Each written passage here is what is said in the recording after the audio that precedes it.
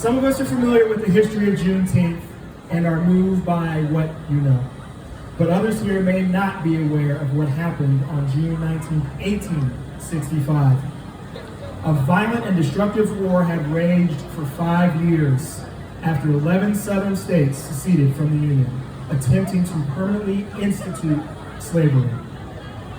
Slavery that brought wealth to the few and abject misery to the many. In the latter stages of our Civil War, many enslaved people gained a taste of freedom. But Texas was remote from the primary theaters of battle, and its enslaved peoples remained in the custody of owners. The American Civil War officially ended on April 9, 1865. That's right.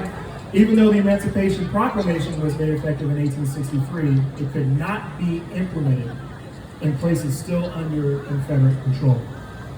It took months before 2,000 Union troops arrived in Galveston, Texas. And then on June 19, 1865, the federal government sought to demonstrate its conviction to end slavery across this nation and decreed the freedom of the 250,000 people held in bondage in that state. Only recently, 2021 to be exact, did President Biden sign legislation, establishing Juneteenth as a national holiday. And to, yes, give it up for that. Yes, absolutely. And today, 28 states legally recognize this public holiday. Oregon, yes, and so too Texas, Virginia, and Alabama. What does that mean? It means that their state employees are having, or they had, a paid day off. That's something, but we all know that is not enough. I say this because there are so many promises remain unfulfilled, and there is so much work left to do. I say this because the aspirations of millions of citizens of this country are so often compromised, if not purposefully blocked. The Civil War ended 159 years ago, when the victory laid the foundation for ratification of the 13th Amendment, abolishing slavery in December of 1865. But the effect of slavery continues to cast its wide shadow on our society. The darkness of discrimination, unequal justice, systematic racism, these lingering plagues are unresolved. Progress is mostly slow and often imperceptible. Some have asked the question, is it appropriate to say Happy Juneteenth?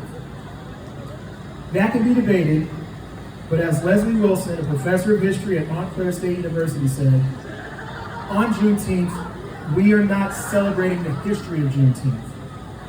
We are celebrating the symbolism of Juneteenth. The symbolism of Juneteenth is the transition from slavery to freedom. The National NAACP was established in 1909 by people of many origins, black and white. The mission is to achieve equity, political rights, and social inclusion by advancing policies and practices that expand human and civil rights, eliminate discrimination, and accelerate the well-being, education, and economic security of black people and all persons of color. So, before I sign off, at least for my speech, the part that I want to read again is the mission is to achieve equity, political rights, social inclusion by advancing the policies and practices that expand human and civil rights, eliminate discrimination, and those portions right there, yes, black people have our fight. LGBTQ plus have their fight. But there are so many intersectionalities that when we all get together, that we can make this fight a bigger fight. And that is why the NAACP and Pride, we love each other. And we will always be here. If you haven't stopped by our booth, it's over there. Go over there. And I want to thank you for having me. Keith. Oh, he disappeared again. All right. So I want to thank Keith for having me. I want to thank you guys for standing right up here and listening to my voice, which can grow sometimes. But want to introduce